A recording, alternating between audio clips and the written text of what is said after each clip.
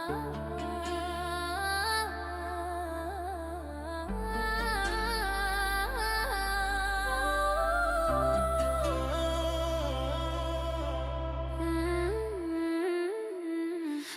e doar felul cum mă atingi, e haosul blând când mă frângi.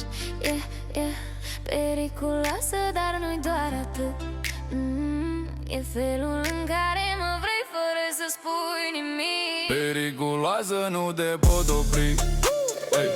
Periculoasă, dar tot vin la tine, știi?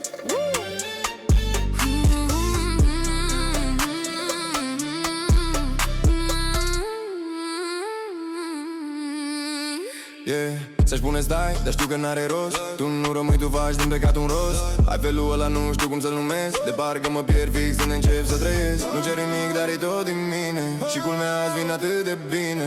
Ești genul de risc pe care repeti și știu că mă arde, dar nu mă opresc.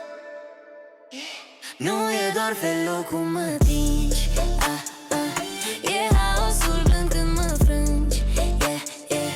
Periculoasă, dar nu-i doar atât.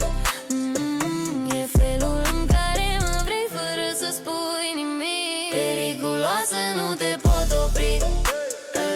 Periculoasă, dar tot vin la tine, știi?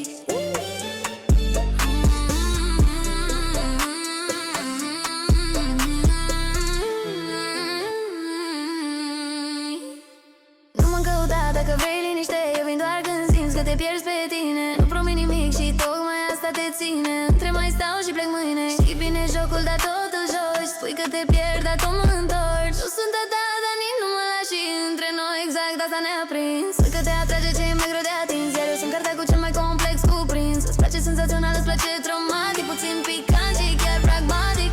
Normalul te plictisește, banal. Vrei acțiune și suspans până la final. Ne atragem iar și iar, fără sens, fără plan. Ne rupem încet, dar nu definitiv, momentan. Spui gata, dar nu pleci cu adevărat. Suntem doi greșiți care se simt prea corect împreună, ciudat.